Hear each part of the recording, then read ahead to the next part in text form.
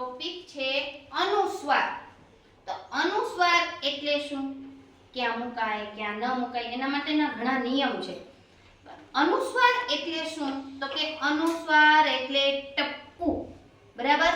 અક્ષરની શબ્દની ઉપર, અક્ષર ઉપર જ્યારે ટપકું આવે એને અનુસ્વાર કહેવાય. એને ટપકું કયો કે બિંદુ કયો, બરાબર, બિંદી કયો તો અનુસ્વાર, કે મીંડું કયો. આપણે કહીએ ને કે માથે મીંડું, માથે મીંડું કહીએ ને, હે કમ તો ક માથે મીંડું તો કમ થયું. તો માથે જે મીંડું કરીએ એને અનુસ્વાર કહેવાય. હવે ઘણી વખત આપણે શું કરીએ છીએ, લખવામાં ને આપણે વાંચવામાં ભૂલ કરીએ કે જ્યાં અનુસ્વાર હોય, માથે મીંડું હોય તો એ આપણે વાંચતા નથી, અને જ્યાં ન હોય ત્યાં આપણે લગાવી દઈએ, હોય ત્યાં ન લગાવીએ. એટલે શું થાય કે શબ્દનો અર્થ ફરી જાય. ઘણા એવા શબ્દ હોય છે કે અનુસ્વાર મુકાતો હોય, અનુસ્વાર ન મૂકો કે મૂકો તો એનો અર્થ ફરી જાય.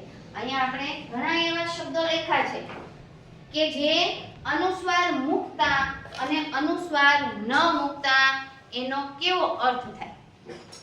તો ધારો કે થોડાક ઉદાહરણ આપણે જોઈએ કે ભાઈ જગ, તો જગનો અર્થ થાય જગત, વિશ્વ. હવે જ ઉપર મીંડું આવે, અનુસ્વાર આવે એટલે જંગ, જંગનો અર્થ થાય લડાઈ, યુદ્ધ. ખત, ખત એટલે પત્ર. ખંત, ખંત એટલે મહેનત, પરિશ્રમ. જપ, જપ એટલે માળા કરવી.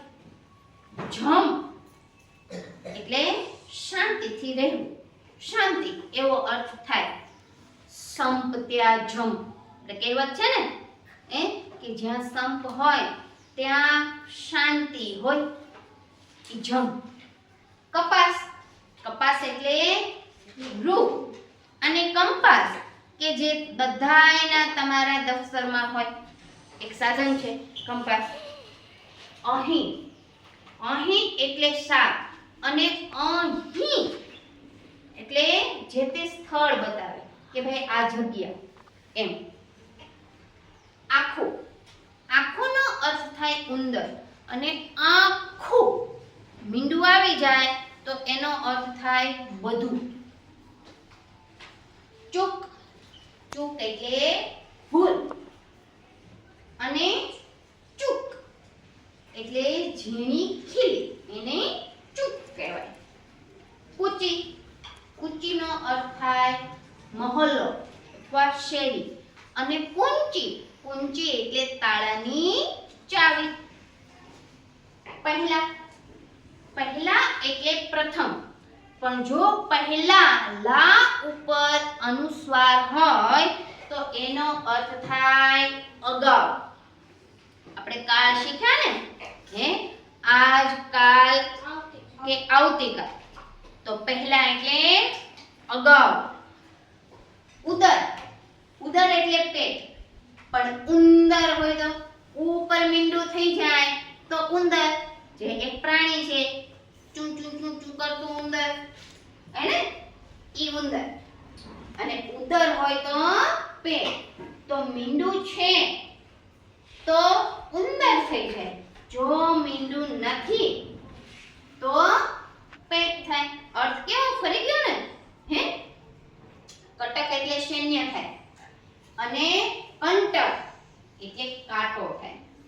પછી કપ, કપ એટલે પ્યાલો, અને કંપ, કંપ એટલે ધ્રુજારી, એટલે ધરતી કંપ, તો કંપ એટલે ધ્રુજારી થાય.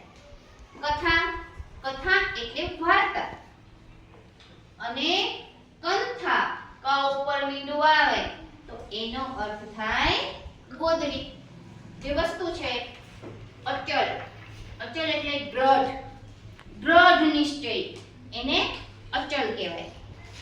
અને અંચલ, અંચલ એટલે પાલવ. મમ્મીનો છેડો આપણે જે કહીએ ને, હે, તો આંચલ કે અંચલ એટલે એનો અર્થ થાય પાલવ.